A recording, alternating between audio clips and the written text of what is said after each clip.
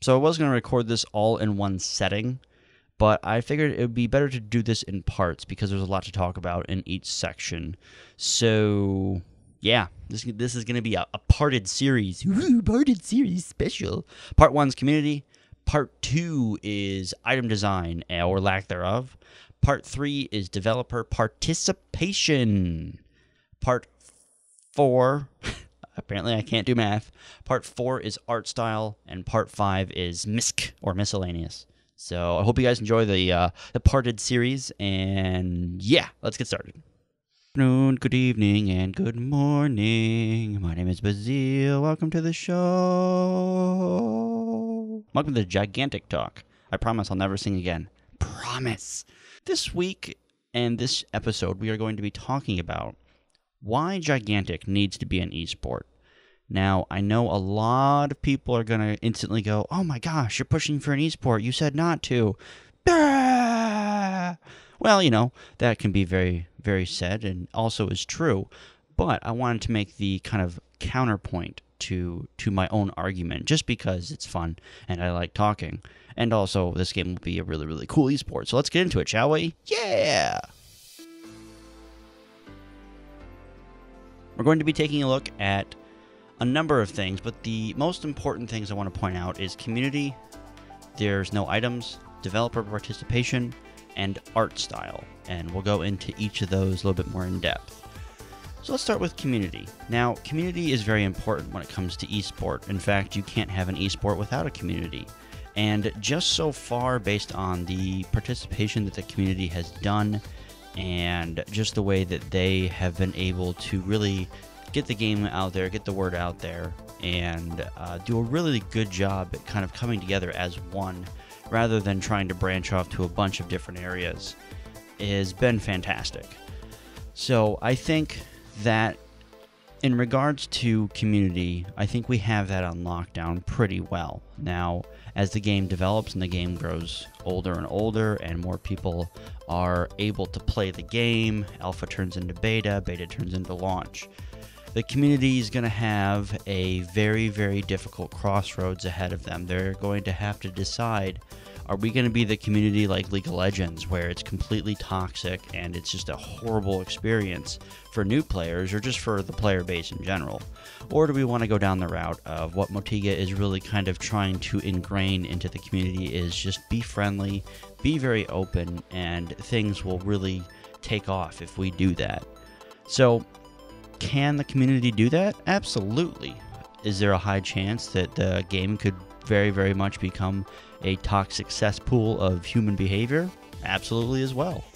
And I know that sounds horrible to say, but you know what? The truth hurts, and honesty is something that Motiga has strived for, and I really haven't seen a dev company do that. So in terms of community, they're really pushing for that honesty, and they're really pushing to make sure that they, as a developer, support the community. So I think we need to in turn around and support them, not just by playing their game and buying skins and all this other stuff that they're going to come out with, but by being honest in our feedback and making sure that when this game finally becomes an esport, that we as a community step up and act professional. And that is huge, guys. That is just so important. I want to go over just a couple things in terms of the way you should act at a top level if you're a professional team, quote unquote, and the way you should treat people and the way you should consider feedback from players that may not be as skilled as you, and just the way you should act in general. It is very apparent that the top level players from any game can let that go to their heads. Their ego can just go kabam, and their head is extremely big, and it skyrockets and snowballs from there. I've experienced this in StarCraft 2, Dota, Counter-Strike, Unreal Tournament, Guild Wars 2, Smite, League of Legends, it goes on and on. People think that because they're good at a certain game, even if it's a game that no one really knew about, like Smite, for instance. Smite was a very, very small game when the esports community developed, And there was these top-level players that thought they were the bee's knees and treated like everyone like ass. Like they were just complete assholes. And if you were around during that time, one of the guys even threatened a gaming journalist to slash his tires because he was pissed at him. And you can't do that. That makes you look like a complete idiot. It also really, really hurts the scene, because if we look at it from an objective standpoint and we go to StarCraft or Dota 2 or League of Legends, they're already a developed esports scene, and so they look at everybody else that's trying to come into that esports scene as competition, as someone who might potentially be taking views and players from their games and putting it into the next big thing, which I think Gigantic can be the next big thing. I think it has great potential. But again, professionalism in the community needs to be 100% perfect all the time, and that's a huge deal, and that's something that is extremely hard to pull off. But I think if we look at Dota 2, that's probably the best scene to go off of, because if we look at them, and if we look at the players, a lot of them are very, very respectful. They don't trash talk each other a lot. Now, there's a couple bad apples, and every scene has that, of course. StarCraft used to be really, really good until a couple people kind of got a little bit misconstrued and went a little overboard, and a lot of people think that Idra was like the king of all that, but that really was his personality. And there was a lot of issues with him, yes. He was fired from EG for a reason, because he was very, very unprofessional at a certain point.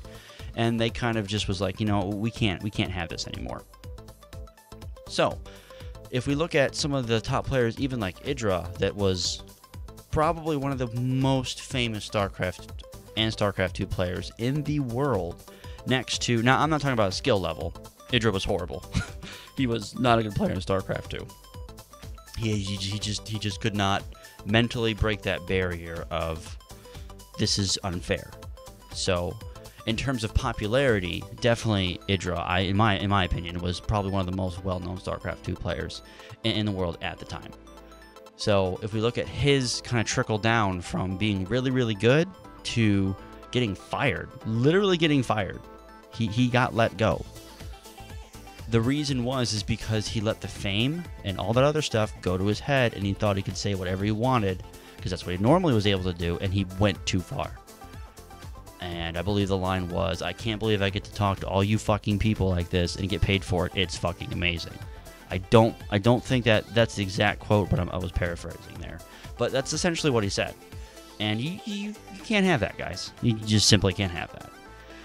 And I think that the way our community is now is awesome, and it needs to stay like that, guys. It needs to stay like that. It needs to stay in the pinnacle of everyone acts very, very friendly to everybody, even though they might be part of a different fan site, or they might be doing something different, or they might be competing with you. That's awesome. Let that happen.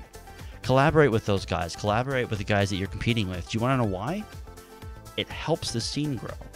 It helps the game grow, and it helps the community show that, hey, these two guys generally don't look like they like each other, but they're doing a collab together, or they're doing something together, and then that'll trickle down to, hey, if these people get along, I can get along with everybody else.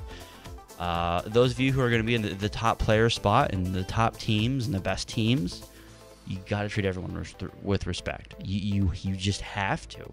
There's no other way to put it. I can't stress this enough, because if you do, I can guarantee you the developers want to listen to you a lot better. The community will be better because of it. Examples. Smite's top players, again, were very, very disrespectful and very, very egotistical. And it trickled down to the community, and it pretty much caused every kind of horrible situation you can imagine. It just was not pretty. And that also hurt their relationship with the developers as well, because the developers were still very, very hard to get through to. But in the beginning, when they were very, nice and polite to them, they were able to get things done a little bit easier. This more so with Guild Wars 2 than anything else.